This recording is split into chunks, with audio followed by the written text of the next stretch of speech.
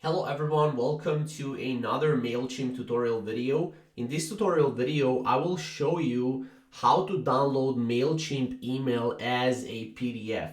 So yes, you can actually do this. It's very easy. Obviously, let's first show you how you can print the Mailchimp newsletter. So basically, what you can do is open your archive Mailchimp campaign. You log in into your Mailchimp account. You click on Campaigns tab and you click on All Campaigns.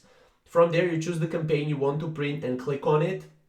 All you have to do is just view email.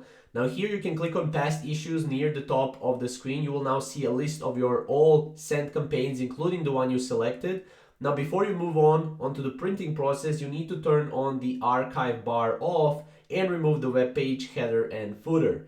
From there, you can, once you turn it off, right, you can go to the audience dashboard in order to turn it off. And in case you have multiple audiences, click current audience and choose the one you want to basically from the drop down. Manage audience, choose settings from the drop down, and you have publicity settings. From there, you can uncheck, activate the archive bar and save publicity settings. That's all you have to do from here. Now you can go back and go to the basically your web browser will have a header and footer for your newsletter. So basically what you can do is you can just go and start by clicking on print. Now once you click on print, you will be able to go here and you will have print headers and footers.